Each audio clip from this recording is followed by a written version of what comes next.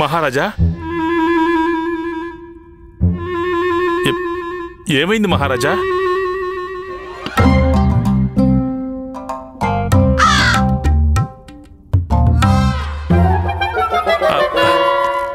మహారాజా, నాకేమీ అర్థం కావడం లేదు.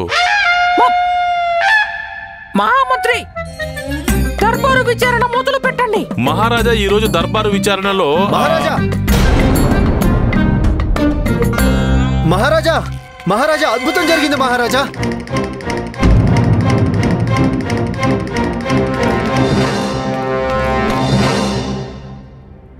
ఆదాబ్ మహారాజా. ఏం జరిగింది సిరాజ్ మహాశయ? మహారాజా, పండిత రామకృష్ణ విజయనగరాన్ని వదిలేసి పారిపోయాడు.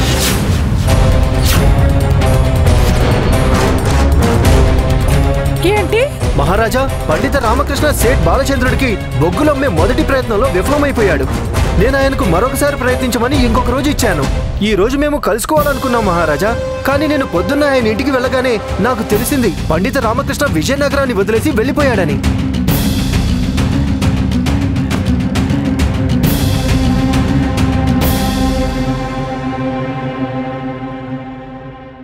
మహారాజా, నాకు నమ్మకం ఉంది పండిత రామకృష్ణ విజయనగరాన్ని వదిలేసి పారిపోయాడని. ఈ రెండు వైపుల దాడి రామకృష్ణ పండితుణ్ణి ఈడ్చి కొట్టినట్టుంది. పారిపోకుండా ఇంకేం చేస్తాడు?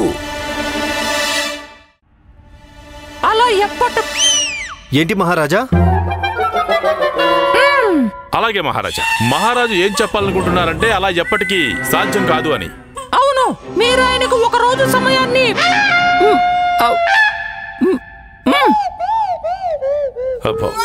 అలాగే మహారాజా. సిరాజ్ మహాశయ, మహారాజు ఒకటి అడుగుతున్నారు. ఏంటి మహారాజా? మహారాజా, మహారాజా క్షమించండి, కానీ నాకేమీ అర్థం కావడం లేదు. అసలు మీరు ఏం అడగాలనుకుంటున్నారు?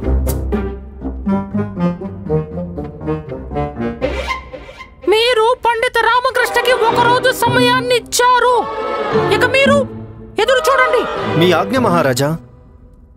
కానీ పండిత రామకృష్ణ విజయనగరానికి మళ్ళీ తిరిగి రాలేడు. మీరు ఎదురు చూడండి, చూడండి, ఎదురు చూడండి. అలాగే హుజూర్.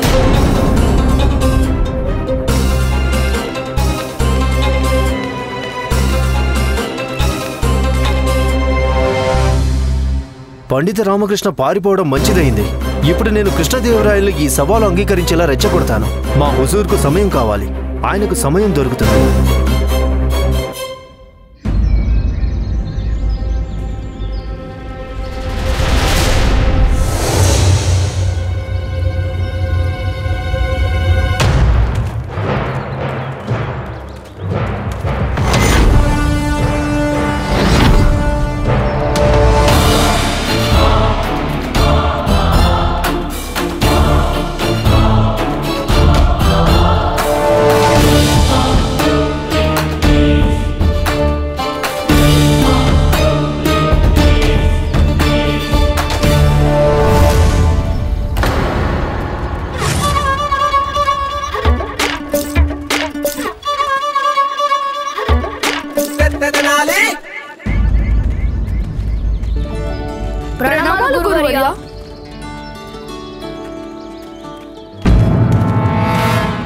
ఈ గుండప్పకెంత గుండె ధైర్యం!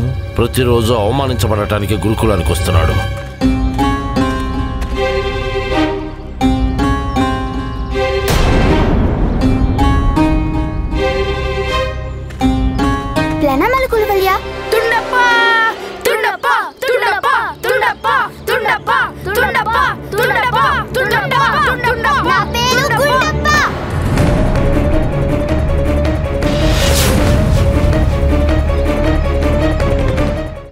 మళ్ళీ నీ పేరును ఒకసారి ఉచ్చరింపు.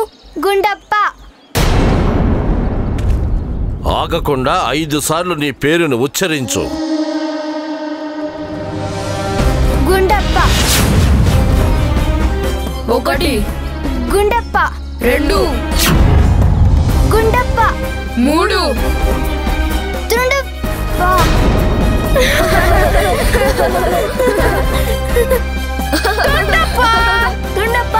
మళ్ళీ తప్పుడు ఉచ్చారణ.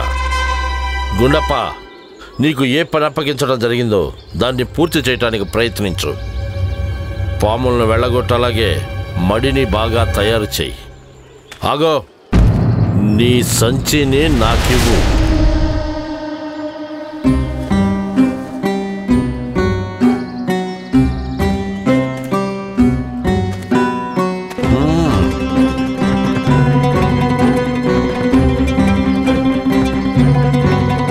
తెలివైన వాడి వైపోయావు.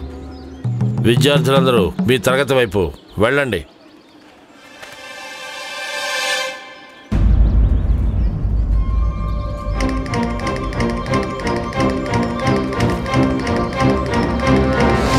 గుల్వలి ఎప్పుడు భోజనం కోసం నా వస్తువులను వెతుకుతాను, కానీ నాకు ఈ వస్తువు చాలా అవసరము. నువ్వేం బెంగపడకు, ఇవ్వు. నీకు అవసరం ఉన్నప్పుడు అప్పుడు నీకు ఇస్తాను. పద.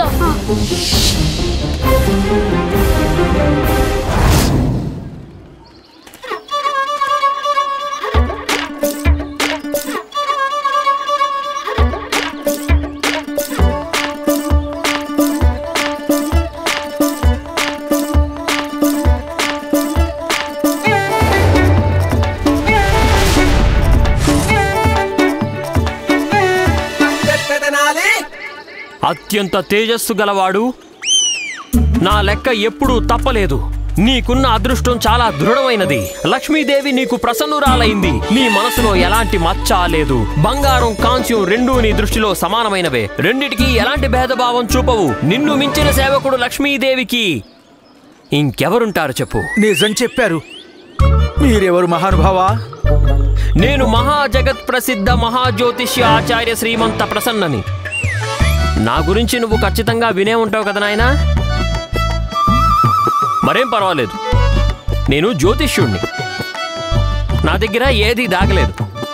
నీ సమయం చాలా విలువైనదని నాకు ఇప్పుడిప్పుడే తెలిసిపోయింది. అందుకే నీ సమయానికి మూల్యం చెల్లిస్తున్నా.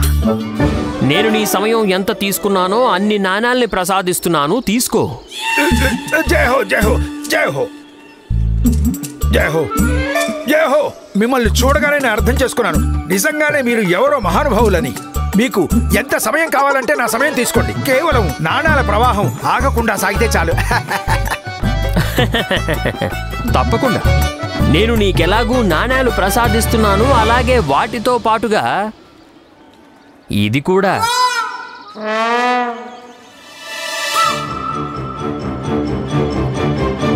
ముట్టుకొని చూడు నాయనా.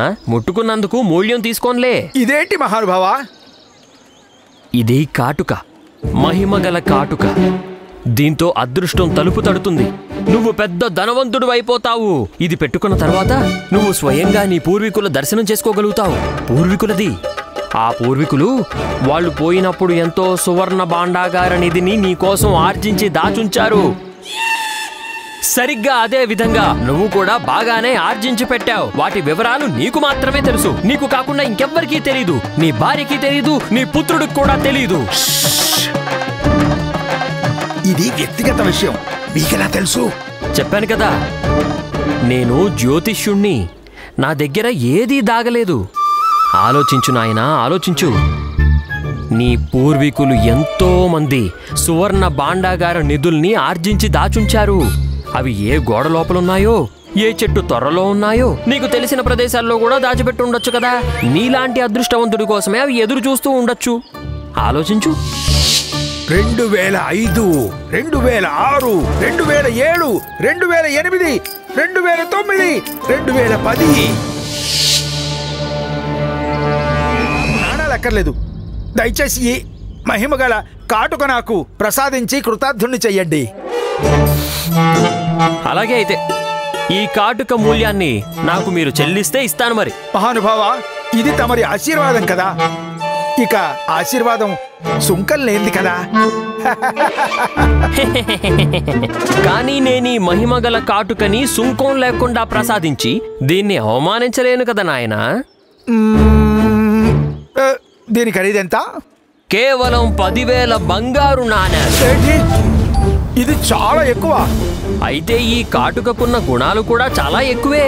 క్షమించండి మహానుభావ, కానీ ఒకవేళ కాటుక పెట్టుకున్న తర్వాత నాకు మా పూర్వీకులు దర్శనం ఇవ్వకపోతే నేనిచ్చిన 10,000 బంగారు నాణాలు వృధా అయిపోతాయి కదా. ఏమన్నావు?